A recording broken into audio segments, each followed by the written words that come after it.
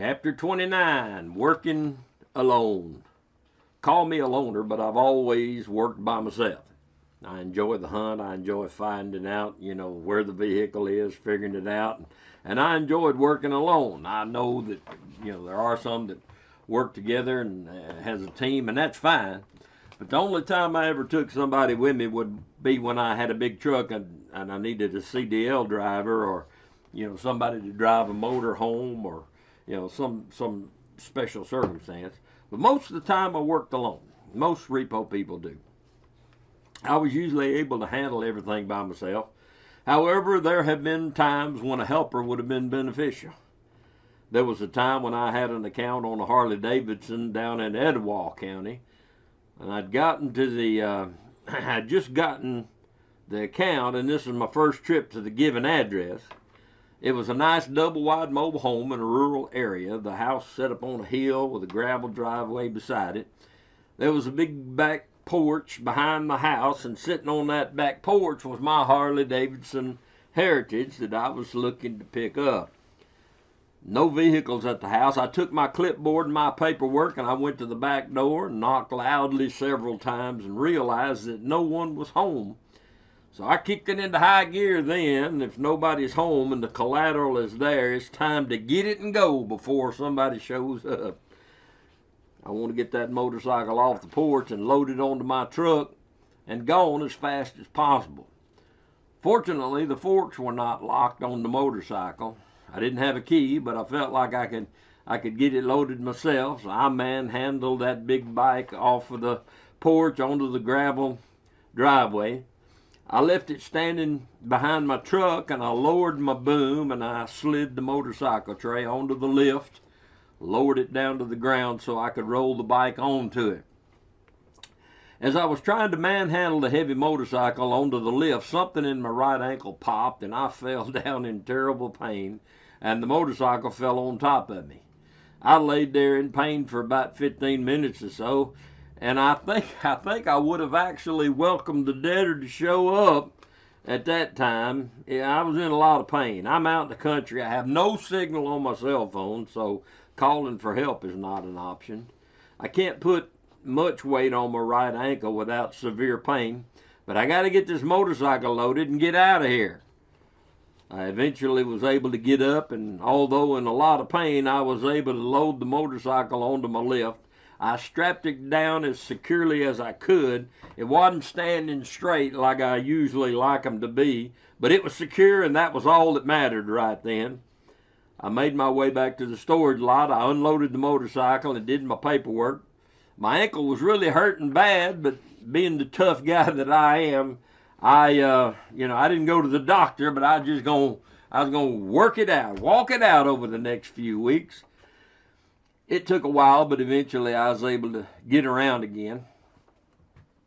Several years later, after having an x-ray of my foot from another incident, the doctor asked me when I'd broken my ankle. He could tell that it had been broken, so I guess that was when it happened. I probably should have claimed workman's comp on that, but it was a little late at the time. But if I ever needed help, I could always hire somebody to lend a hand. I had an account on a jet ski in Decatur once, and I found it sitting in the backyard of a rental house. In fact, it was a house where I'd once lived for several months years before. Nobody was at home, and the jet ski was sitting in the yard with no trailer, just sitting on the ground. So I figured I could slide the jet ski out, into the street and load it up. I took the chain link fence apart and slid the collateral through it, and then put the chain link fence back together.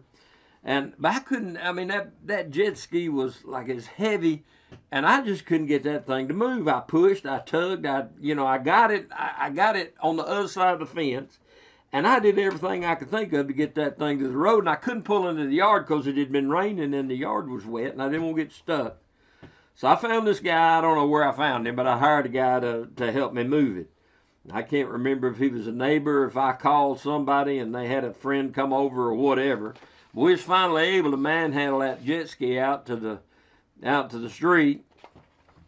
So we got it out to the street, and we started trying to load it up, and I had the boom lowered so we could kind of slide it up on the lift, and then we could get it into the truck. But as I was doing that, I heard something sloshing in the jet ski. Looking down into the works inside the jet ski, thing was filled with water. Well, no wonder it was so heavy. No wonder we couldn't move it. We drained the water out and had no more problem loading it up. I paid my helper well, but I don't think he was real happy about, us not thinking about draining it first. Well, if I'd have drained it, I wouldn't have needed him, now would I? But anyway, I got it. There was a big yacht at the Decatur Boat Harbor. I needed to pick it up, and it's supposed to be at the Decatur Boat Harbor, but we found it at another marina a little bit further down the river, a few miles down the river, and I needed a captain who could drive this big thing to a secure location. So I found a licensed captain and paid him to take it to a secure location where I did the condition report and the property list. I think the debtor must have been living in this boat at least part-time because it was full of personal property. It took me 3 trips from the river to my storage building in Huntsville to get all that property into storage. If I ever had a big rig, I would always try to set it up to be picked up because you got to have a CDL to drive one of those things, and it didn't always work out that well, but we managed. Mustang's big rig, I talked about it earlier. That was the one where I drove out of the plant and parked it several miles away, a little further away than I meant to go.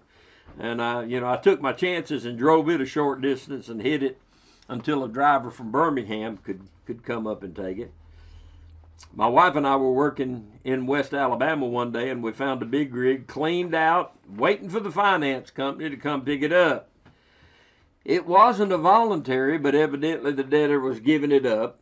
Since it wasn't a voluntary, I hadn't planned on anybody, being there to drive it, and so I didn't have a CDL driver, but there it was, all cleaned out with the keys in it, ready to go.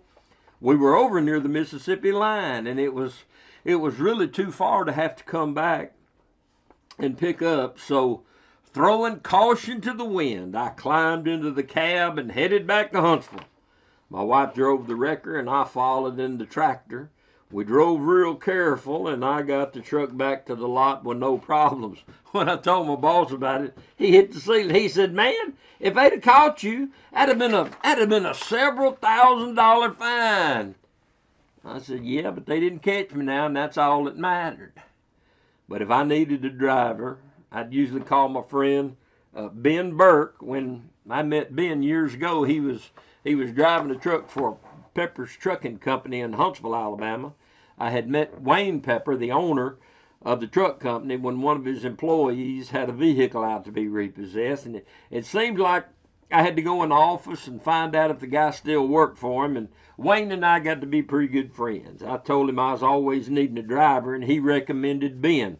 I used Ben quite a bit throughout the years. Ben and I got to be pretty good friends as well. As he'd ride with me and we'd go pick up vehicles. I met a lot of good people. I met a lot of nice folks while I was out doing this. We were looking for a yacht once on Lake Gunnersville in Gunnersville, Alabama. The debtor seemed to have simply disappeared with the boat. I'd checked the given address and found the debtor was long gone from there. The boat wasn't at any nearby floating dock where I thought it ought to be.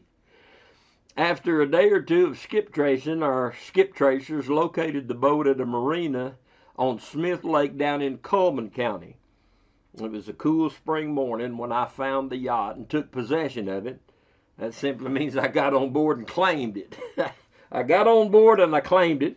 It didn't have any personal property in it, and it had been winterized. And that means that, they drained everything out of it so you couldn't drive it. They'd opened all the drains and had everything so nothing would freeze during the winter.